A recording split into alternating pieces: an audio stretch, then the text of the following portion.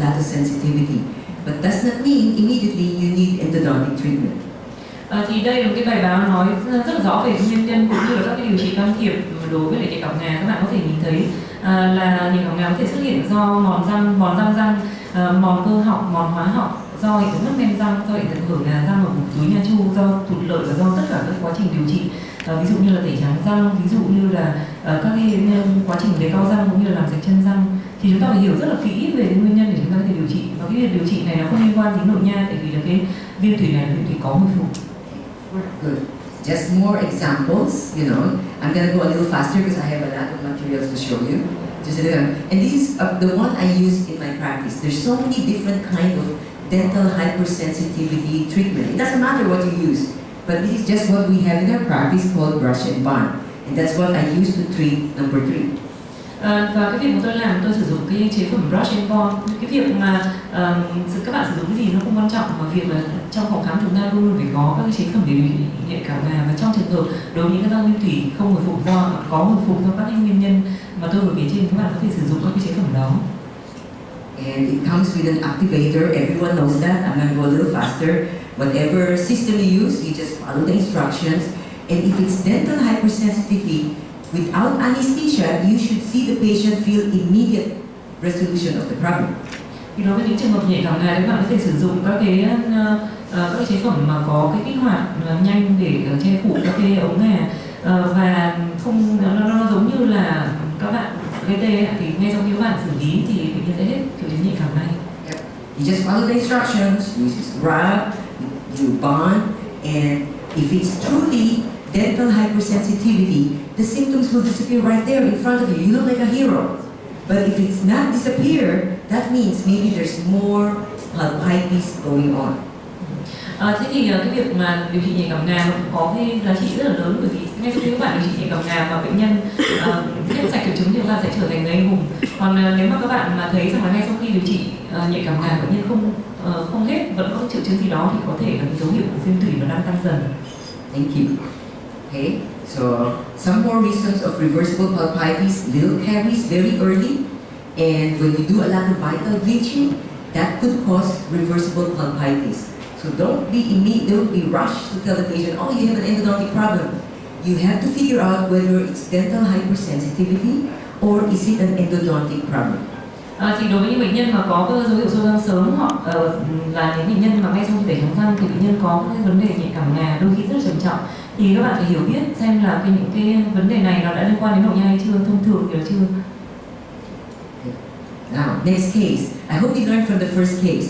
Okay, you opened tooth number 4, you did dental hypersensitivity on tooth number 3. Off she flew to New Zealand, and I got an email from her from New Zealand that she had a smooth flight, she didn't have to drink a lot of martini in the plane, and she enjoyed every food in New Zealand. And then when the patient comes back, calcium hydroxide had been there for 2 weeks to cause antibacterial action. Then you could finish the root canal treatment and treat the perio more definitely.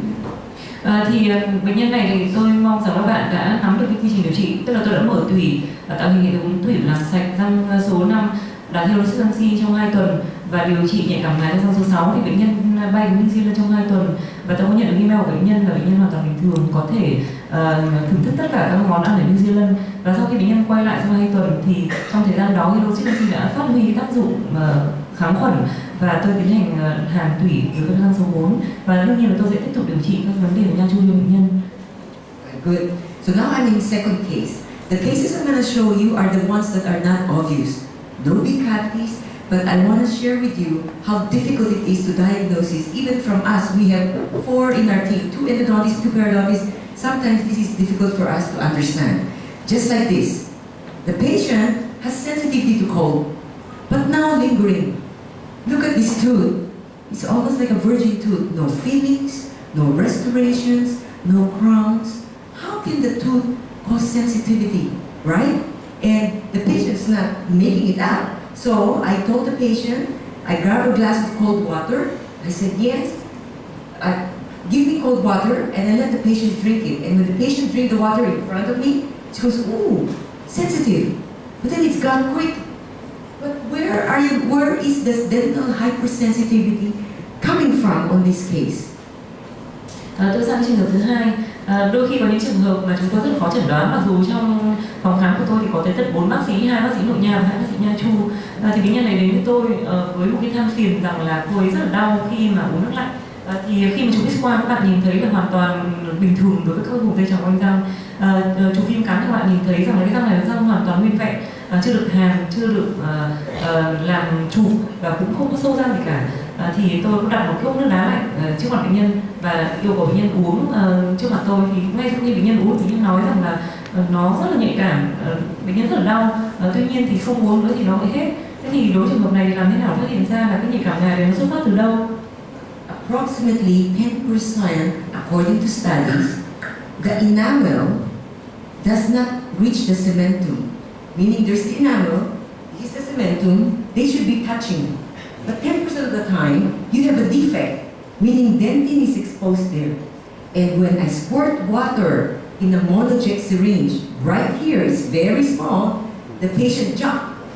So I know I found the problem. I squirt the cold water here, no jump. Here, no jump. Only right here, the patient jumps. So then I know that's where the problem is. Thì trong trường hợp này thì rất là khó. Như các bạn đã biết thì cái vùng cổ răng giải phẫu ấy, nó là giới hạn cuối cùng của cái phần ngà răng, và cái ngà răng đó thì nó thường liên tục là xi măng. Tuy nhiên thì đôi khi là cái ngà răng, cái men răng, tôi xin lỗi, men răng, cái men răng ở ngay phần cổ răng giải phẫu ấy, đôi khi nó mòn đi và nó lộ ngà. Thì tôi nhìn trên hình X-quang giữa hai cái răng hàm lớn thì tôi nhìn thấy có một cái đường không liên tục ở đây, và tôi dùng cái đầu xịt nước ấy vào của ghế răng vào cái vùng răng này thì bệnh nhân nhảy dựng lên. Sau đó tôi chuyển vùng sang vùng giữa răng hàm nhỏ và răng hàm lớn thì thấy bệnh nhân không có vấn đề gì. Do vậy tôi phát hiện ra đây chính là cái nguyên nhân mà gây nhạy cảm ngà trong trường hợp này. The key here is sharp. Remember, when it's a sharp pain, usually it's not endo yet, okay? Because it's very early. Khi mà các bạn thấy rằng bệnh nhân có triệu chứng ê buốt thì thông thường là nó chưa liên quan gì đến nội nha cảm, tại vì thông thường cái triệu chứng ê buốt là cái triệu chứng xuất hiện sớm nhất. So you can see, if you really look hard in this X-ray, you can't see a problem. But clinically, when you did your cold test, that tells you there's a problem that's right here. Thì các bạn đã thấy là đôi khi trên X-quang thì đôi khi chúng ta rất là khó nhìn thấy các tổn thương, nhưng mà trên lâm sàng khi chúng ta phát hiện ra các dấu hiệu lâm sàng thì đấy là những cái chìa khóa để chúng ta có thể điều trị được. So when you're treating a case when there's no obvious thing, make sure you look carefully because there is, look at that, there's the arrow right there. Look at my explorer. It doesn't look like there's any hole right in the X-ray, but look where the explorer, there is a little gap between the enamel and the dentin right there. Thì trên X-quang các bạn không thể nhìn thấy gì hết. Trên lâm sàng đôi khi các bạn có thể nhìn thấy rất là bình thường. Tuy nhiên là khi tôi đặt một cái thám châm vào cái vùng cổ răng thì tôi thấy rằng là có một cái quãng hở giữa men răng và ngà răng. And what did I do? I do the same thing, brush and bond. You put dental hypersensitive treatment here. You do this all without anesthesia. And the moment you bond it, the pain, I tell the patient, I tell Yan again, get me a glass of cold water. And the moment she drinks, no more pain. Right there and then, without anesthesia. You solve the problem right there. Và đối với những trường hợp này, khi mà đã phát hiện ra nguyên nhân, chúng ta có thể giải quyết ngay lập tức bằng cách là chúng ta sử dụng brush and bond. Ngay sau khi chúng ta bonding, chúng ta chiếu đèn bệnh nhân hết triệu chứng, và tôi đặt một cốc nước lạnh cho bệnh nhân uống. Thì sau khi mà tôi đã xử lý bệnh nhân uống và không có triệu chứng gì nữa. Okay? So, this is the study. In approximately 10% of all teeth, dentin is exposed at the cervical line where the defect exists between the enamel and the cementum. So you always have 10% of your patients will have this problem. So just one more extra thing that you should know that you could provide for your patient as a service. So you're now an expert on dental hypersensitivity, I assume. Và một cái nghiên cứu từ năm 1972 thì cho rằng là trong khoảng 10% các cái răng bình thường thì có hiện tượng lộ ngà ngay từ viền cổ răng, nơi mà các bạn có thể thấy được tất cái nơi tiếp giáp giữa xi măng và men răng. Thì 10% bệnh nhân đến với các bạn, là 10% số răng của họ là có cái triệu chứng này, và thông thường nó sẽ có triệu chứng nhạy cảm và các bạn cần thiết phải điều trị cho người ta. Because a lot of doctors, if they didn't check carefully, they'll send the patient home, you're fine. But when you send the patient home, every time he drinks cold, it still hurts. So you have to be very careful. Never give up. Just check the whole tooth carefully, and especially that area between the neck of the tooth. That's always where the problem is. Thì thông thường nếu mà bệnh nhân đến khám chúng ta với triệu chứng êm buốt của chúng ta thăm khám nói rằng là anh chị chả làm sao cả và cho người ta đi về, thì sau khi người ta đi về người ta vẫn êm buốt như vậy. Do vậy các bạn hãy bỏ thời gian ra để cố gắng tìm các cái tổn thương ở đường viền cổ răng để có thể xử trí cái nhạy cảm ngà sao cho nó phù hợp. Okay, so I'm now in case number 3. Okay, look at this case. Patient has multiple restorations. Look at this. There could be decay. Whenever the patient has multiple restorations, it's very hard to decide which one you're going to treat. Do you treat number 2?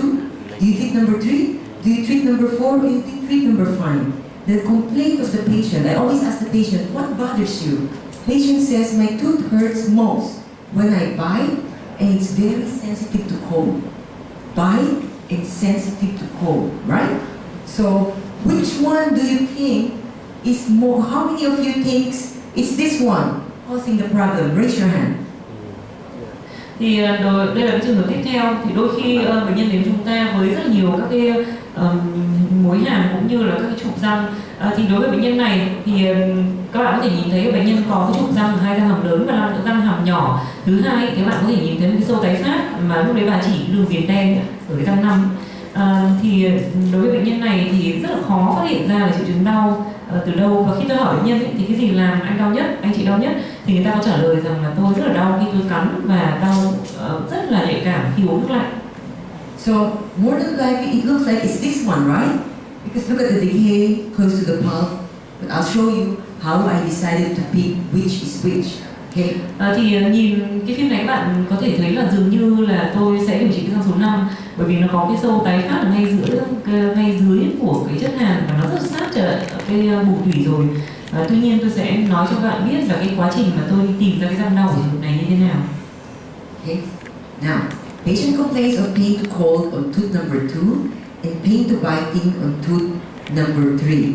Do you think this patient has a single tooth problem? Yes, no, maybe, or none of the above. Remember, pain to cold on tooth number 2 and pain to biting on number 3. Could this be referred pain? I want to know how many of you say A, B, C, or D. Thì bệnh nhân này than phiền với tôi rằng là bệnh nhân rất là đau, bệnh nhân rất là ê buốt khi uống nước lạnh ở cái răng số 7, và bệnh nhân khi cắn vào thì rất là đau ở cái răng số 6. Thì các bạn nghĩ là bệnh nhân này có cái triệu chứng đau của một răng hay không? Ai nói là có? How many say the patient only have one tooth problem? Raise your hand if it's A. Có bạn nào nghĩ rằng là đây là cái triệu chứng của một răng hay không? No one. How many say it's B? The patient has two separate tooth problems. Bao nhiêu bạn nghĩ rằng là trong trường hợp này là có hai cái răng có hai cái dấu hiệu độc lập? Correct. And not C or not D, I agree. And these are just a couple of tests. I don't know how you do cold tests here. Do they have endo eyes here? How do you do your cold test when the patient says I'm sensitive to cold? Bà có hỏi rằng là ở chúng ta thì chúng ta làm cái thử nghiệm lạnh bằng cái gì? If you don't have endo eyes in the office, we use dry ice, right? If you don't have that, the easiest way is get very cold water, very cold. Put the ice cube and put it in a monojet syringe, and you isolate each tooth. No anesthesia. You isolate and you squirt the cold water there, and you will know which one is the true source of the pain. Very important trick, because you don't want to open the tooth that is the neighbor of the problem. You want to open the tooth that definitely has the problem. Thì cái việc mà chúng ta sử dụng cái nghiệm pháp thử lạnh có ý nghĩa rất là quan trọng trong quá trình chẩn đoán. Thì nếu mà các bạn không có cái endo eyes hoặc là các bạn không có cái đá khô trong phòng khám ấy, thì chúng ta có thể sử dụng cái nước rất là lạnh cho oxy răng. Và việc chúng ta làm là chúng ta không gây tê và cách ly răng hoàn toàn, chúng ta phun cái áp lực lớn cái nước lạnh vào trong răng và chúng ta sẽ phát hiện ra là cái răng nào là cái răng có vấn đề. Okay. In Los Angeles, we have two ways to put the cold test. One is the dry ice. We have a little machine that makes dry ice stick. It's very cold, minus 56 to minus 98 degrees. Or we have the one that spray endo ice. You spray to a Q-tip, and that is minus 26. I use it because every case that's referred to our practice have crowns, full gold crowns, all porcelain crowns, zirconium crowns, very hard to test the tooth with cold. So I need something which is the coldest, which is this. Thì thông thường ấy, khi mà chúng ta thử đá thì chúng ta có rất là nhiều cách. Nếu mà chúng ta có một cái máy làm đá khô, chúng ta có thể làm các cái thỏi đá CO2 với cái nhiệt độ của nó có thể xuống thấp tới tận âm 98 độ. Và nếu mà các bạn không có thì bạn có thể dùng endo ice, là sử dụng một cái bình xịt, và khi xịt cái đá này lên trên mặt răng nó có thể xuống tới tận âm 26 độ C. Thì bây giờ tại sao chúng ta phải sử dụng cái nhiệt độ cao như vậy? Bởi vì bạn có rất là nhiều các loại cầu trục, các bạn có trục sứ kim loại thường, rồi trục sứ titan, đặc biệt là các trục sứ zirconia thì nó rất là khó để cho chúng ta thử thủy cái răng ở phía trong. Thank you. Okay, this is the dry ice in the office. We rent this tank, you open the valve, it squirts dry ice, that's the dry ice I put over the crown. Okay, that's how we test cold in LA. Đây là cái cách thử đầu tiên mà tôi nói tới, tức là cái bình mà tạo ra cái đá khô, đá CO2. Okay, and the other one is you buy this endo ice where you spray into this cotton tip and you put the cotton pellet immediately on the tooth to see if you will create the pain. Thì đây là cái endo ice. Cái endo ice này thì các bạn sẽ dùng một cái miếng bông của các bạn xịt nó lên trên miếng bông đó rồi đưa vào bề mặt răng để thử thủy. So, which test is most accurate? I really base it on the patient's symptoms. If the patient says cold triggers the pain, I have to do the cold test. If the patient says heat, when I drink coffee and tea, hot tea triggers the pain, then I have to do a hot test. So, it depends what the patient, but the most accurate is ice, then electric pulse test, and then the heat test. Thì cái độ chính xác của các cái nghiệm pháp thử thủy thì như thế nào? Nếu mà bệnh nhân nói là bệnh nhân có nhạy cảm đối với lại nước lạnh thì tôi thông thường phải thử cái nghiệm pháp lạnh. Nếu bệnh nhân nói là bệnh nhân uống nước nóng thì có cái triệu chứng đau thì tôi phải thử với lại nghiệm pháp thử nóng. Thì đối với tùy từng bệnh nhân mà nó có các cái nghiệm pháp thử phù hợp với nhau. Tuy nhiên thì là cái mức độ chính xác thì nghiệm pháp thử lạnh là chính xác nhất. Sau đó tới nghiệm pháp thử điện rồi đến nghiệm pháp thử nhiệt. Okay. Now, back to the same case, right? Number 2, percussion and biting test to pain. Number 2, cold test lingering pain. When I put my dry ice here, she goes, ouch! And after she put ouch, it starts hurting and hurting and hurting more. Number 3, it's sensitive to percussion and biting too. So both these teeth hurts when she bite. And when I use the back end of the mirror, it hurts. But number 2 is very painful to cold, but number 3 does not feel the cold at all. Thì khi mà tôi làm các biện pháp thử đối với lại thăm khám đối với cái răng này thì có triệu chứng như thế nào? Cái răng số 7 khi tôi gõ và khi tôi làm các biện pháp cắn thì bệnh nhân rất là đau, và làm biện pháp thử lạnh thì cơn đau kéo dài và nó tăng lên dần. Đối với cái răng số 6 thì khi tôi gõ và làm cái biện pháp cắn thì bệnh nhân đau. Tuy nhiên thì cái răng này âm tính với biện pháp thử lạnh. And number 4 and number 5, all the tests are within normal limits. Đối với hai cái răng hàm nhỏ này thì nó đều nằm trong giới hạn bình thường khi chúng ta làm các biện pháp. That's why when you see an X-ray, never judge by the X-ray alone, because it looks like it's this tooth, but truly the problem is tooth number 2 and number 3. Do vậy là tôi nghĩ rằng chúng ta không nên phán quyết bất cứ điều gì khi chỉ nhìn phim X-quang, bởi vì khi chúng ta khám lâm sàng thì thực tế nó hoàn toàn khác. Maybe number 4 will be a problem next year, but as of now, it's tooth number 2 and 3. Có thể là cái răng hàm nhỏ này nó sẽ xuất hiện triệu chứng vào năm sau hoặc năm sau nữa, nhưng bây giờ thì không. Okay.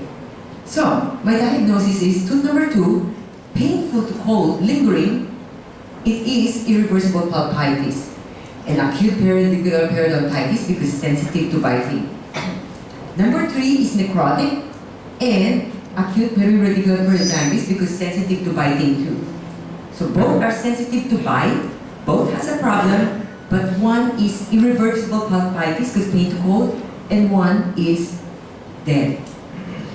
Thì cái răng số 2 này tôi chẩn đoán là viêm tủy, răng số 7 tôi chẩn đoán là viêm tủy không hồi phục và viêm cấp tính bởi vì nó nhạy cảm khi chúng ta gõ. Còn cái răng số 6 thì tôi chẩn đoán là tủy hoại tử và có viêm cấp tính khi mà bởi vì gõ thì nó thường là có cái triệu chứng nhạy cảm. So you are correct. There is two problems in this, two teeth problem in this case. Và các bạn đã đúng khi chẩn đoán rằng là có hai răng có hai cái bệnh hoàn toàn khác nhau. The difference between the first two cases I showed you, dental hypersensitivity and irreversible pulpitis, is look at many plus, meaning lingering pain to cold. After they drink the cold, it doesn't disappear quickly. It stays there, pain, and pain. When you have lingering pain, you need endodontic treatment. Thì đối với lại triệu chứng là viêm tủy có hồi phục, viêm tủy không hồi phục thì cái triệu chứng như thế nào? Thứ nhất là bệnh nhân rất là đau. Thứ hai nữa là nhạy cảm đối với lại thử lạnh. Các bạn có thể nhìn thấy cái số lượng dấu cộng tôi đánh dấu ở đây. Ngay khi thử lạnh bệnh nhân xuất hiện cái triệu chứng đau và cái triệu chứng đau này sẽ tăng dần. And usually for a painful to cold, you don't see anything in the X-ray. Only the PDL space could be normal or widened. Only when you bite, it hurts. Nothing you could see in the X-ray. You've got to do it clinically to find out where the pain is. Thì thông thường đối với những cái răng mà có viêm tủy hồi phục thì hầu như các bạn viêm tủy không hồi phục các bạn không thể nhìn thấy sự thay đổi trên X-quang, trừ khi mà chúng ta có thể nhìn thấy cái khoảng dây chằng nó bình thường hoặc là có thể dày hơn đôi chút, và đấy chính là nguyên nhân khi chúng ta gõ răng bệnh nhân có cái hiện tượng nhạy cảm. Same thing, symptomatic irreversible pulpitis, lingering terminal pain. That's very important, lingering and spontaneous pain. I'm going to talk later on about referred pain, which is very important for you to understand, because some patients of you will say, "Doctor, I have pain, I cannot know up or down, it's just so painful," right? So I will teach you the technique how to rule out up or down in the next few cases. Và đối với những cái bệnh nhân mà có hiện tượng viêm tủy hồi phục có triệu chứng thì cái triệu chứng quan trọng nhất là bệnh nhân có những cái cơn đau đối với kích thích nhiệt, và đôi khi thì bệnh nhân có những cái cơn đau lan tỏa và bệnh nhân không thể phát hiện ra bệnh nhân đau cái răng nào, hàm trên hay hàm dưới, và tôi sẽ nói cho bạn là làm thế nào để phân biệt. Okay. So this is tooth number 2, right? Pain to cold, right? I open the tooth. Guess what? It's really hyperemic, so diagnosis is correct. Irreversible pulpitis. That definitely need endodontic treatment.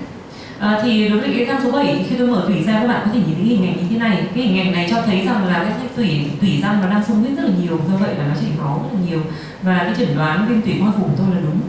Okay. Now, MB2 is hyperemic. I just want to show you in this case. This is MB1, and I put the arrow on MB2. When you see the bleeding, not only coming from one and bleeding here and bleeding here, that means you have a second MB canal. Do not ignore. You have to put a file there and try to find out. And for the people who's going to join us this afternoon for the hands-on, we bought a very special tool with MB1, MB2 to show you how to negotiate that nicely. Thì đây là cái hình ảnh các bạn có thể nhìn thấy cái hình ảnh ống thủy ngoài thứ hai. Cái ống thủy ngoài thứ nhất thì ống thủy đã được tạo hình rất là lớn ở phía ngoài, và khi bạn mở tủy các bạn nhìn thấy các cái điểm chảy máu phía gần. Nếu hai cái điểm chảy máu bạn nhìn thấy là nó tách rời nhau thì đừng lờ nó đi, mà hãy sử dụng cái file để tạo hình nó, bởi vì đó chính là cái ống thủy ngoài thứ hai. Thì nếu các bạn nào tham gia cái buổi workshop chiều nay, các bạn có thể thấy là chúng tôi có mang các cái mẫu răng nó có những cái ống thủy ngoài thứ hai rất là đẹp. Okay. So the same case, right? I talked about that already, pain to biting. Usually they don't have any lesion, just pain to biting. You don't see anything in the X-ray. It's just pain to biting. So you have to know when to do the endodontic treatment. Thì nếu mà bệnh nhân trong những trường hợp mà có cái viêm manh cuống mà có triệu chứng ý, thì thường là bệnh nhân rất là đau khi mà chúng ta cho bệnh nhân cắn hoặc là khi chúng ta gõ răng. Thông thường thì không nhìn thấy các tổn thương cuống răng trên X-quang. Now, remember number 3? Pain to biting, but no response to the cold test. I open the tooth. Can you see? There's a pus coming out of the palatal canal. Thì cái răng số 6 bạn có nhớ không, là nó không có cái nhạy cảm đối với cái nghiệm pháp lạnh, và chúng tôi chẩn đoán là viêm tủy, chúng tôi chẩn đoán là tủy hoại tử. Và khi tôi mở tủy ra, các bạn có thể nhìn thấy là cái phần mà có mũi tên màu vàng đó chính là mủ chảy ra từ cái ống thủy phía vòng miệng. If this patient is also flying out for vacation, you have to open 2 teeth, because between the two, whether hyperemic or necrotic, the tooth that will cause severe pain on the airplane because of the change in pressure will be the vital tooth, the bleeding tooth. That will cause so much pain in the airplane until the plane lands again. back to normal pressure, the pain will disappear. Thì nếu mà bệnh nhân này cũng sẽ có một cái kỳ nghỉ và những cái ngày tiếp theo thì chúng ta bắt buộc phải mở cả hai răng, bởi vì đối với cái răng mà có cái triệu chứng nhạy cảm khi đau, có cái hiện tượng viêm tủy không hồi phục thì ngay trên máy bay thì có hiện tượng thay đổi áp lực của bệnh nhân sẽ xuất hiện cơn đau dữ dội, và chỉ khi nào máy bay hạ cánh thì bệnh nhân mới biết đau. Good. Okay. So just to show you again the MB2, right? This is the palatal canal. I know it's a little dark. You can see that's a purple number 10 file trying to get there, and another file number 6 here. MB1 and MB2 there. I have many more cases to show you step by step how to find your MB2. So this is, I just want to show this in this case.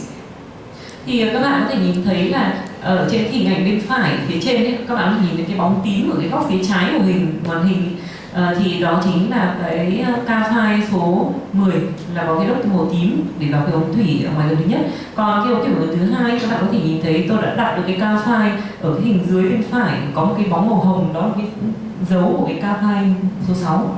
And the diagnosis is correct. Look, the palatal, the DB canal, the MB1, MB2, all of them doesn't have any blood. So all of them were necrotic. So your pulp test with the cold is accurate.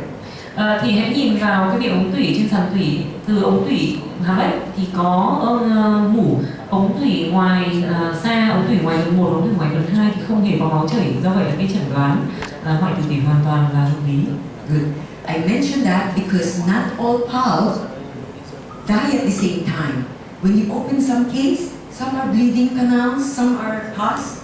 I will explain to you later on how to diagnose that. That's when it's partially dying. Those are the hardest to diagnose because it's not completely dead, it's not completely alive, it's halfway through. So I will explain that in a short while. Thì cái trường hợp này thì nó rất điển hình trong trường hợp hoại tử tủy hoàn toàn. Thì các bạn có thể thấy rằng là đôi khi chúng ta rất khó chẩn đoán, khi chúng ta mở tủy ra thì có cái ống tủy có mủ, có ống tủy có máu, thì đó là hiện tượng tủy hoại tử bán phần. Thế thì trong cái hợp đó chẩn đoán là tủy sống hay là tủy chết nó rất là khó. Thì tôi sẽ giải thích cho các bạn sau này, tôi sẽ giải thích thêm những cái trường hợp mà chẩn đoán có những cái phần mà hoại tử rồi và có những cái phần tủy cũng còn sống. Good. Okay. So the recommendation, you have to do 2 endodontic treatment, right? Non-surgical, both on number 2 and number 3, and that resolves her problem. Và để giải quyết vấn đề trong trường hợp này, chúng ta phải điều trị cả hai răng là răng số 6 và răng số 7. Now, referred pain. This is very, very important. If you're going to remember one case for the rest of your life, listen very carefully. Thì cái việc mà các bệnh nhân bị đau lan tỏa thì rất là hay gặp, và việc của chúng ta làm thế nào để xác định nó cũng rất là quan trọng. Thì các bạn hãy nghe cái phần này để có thể xác định được cái cơn đau xuất hiện từ răng nào. This is Dr. Yamada's assistant. I walked in the office one day and she was in tears crying while assisting Dr. Yamada. And I said, what happened? She goes, Dr. Ko, when I woke up this morning, I'm brushing my teeth. It's so painful. The pain starts from the upper and then eventually it goes on the lower. I'm pretty sure maybe I need root canal on the lower. That's what she said. Thì đây là trường hợp là mẹ của đồng nghiệp của tôi. Bà đến với tôi trong đẫm nước mắt ra và nói với tôi rằng là thưa Dr. Ko, tôi sáng nay vừa mới ngủ dậy, đánh răng và cảm thấy cơn đau bắt đầu xuất hiện, cơn đau rất là ghê gớm xuất hiện hàm trên rồi lan tỏa xuống hàm dưới. Tôi nghĩ rằng tôi phải điều trị tủy cái răng nào đó ở hàm dưới. The hardest to diagnose is because on any of these cases, there is no periapical lesion on the X-ray. Và cái rất là khó trong trường hợp này là khi chúng tôi chụp phim X-quang thì không thấy có một cái tổn thương nào vùng chóp cả. But you could see, look, this is very deep, close to the pulp. This is also deep, and all porcelain touching the pulp, and so is this. All of them have very deep restorations close to the pulp. That's why any one of them could be the cause of her pain. Và khi mà nhìn trên X-quang thì tôi thấy là 4 cái răng hàm lớn này đều có các cái dấu hiệu có liên quan đến tủy. Cái răng số 7 hàm trên thì cũng có một cái lỗ hàm sát với lại bù tủy. Cái ileon lay ở răng số 6 hàm trên cũng như vậy. Răng số 7 hàm dưới cũng thế, và có một cái trục toàn xứ răng số 6 hàm dưới nó cũng rất là sát vùng thủy rồi. No probing there, everything's fine. So the two most important things that you could do is to percuss with the back end of the mirror. Tap, tap, tap, tap, tap. I tap here, no pain. I tap here, no pain. These are all normal. I tap here, maybe slight pain. I tap here, she jump. Thì cái việc mà chúng ta làm bây giờ, chúng ta phải khám trên lâm sàng và chúng tôi sẽ gõ cái răng này bằng cái cán gương. Khi tôi gõ răng số 7 hàm dưới thì bệnh nhân không có cảm giác gì, răng số 6 cũng vậy. Răng số 6 hàm trên có hơi có triệu chứng đau nhẹ một chút, nhưng mà khi tôi gõ tới cái răng số 7 hàm trên thì bệnh nhân nhảy lên. But percussion is not enough because the patient said when I brush my teeth, it's pain. So I had to mimic that cold pain in front of me during my exam.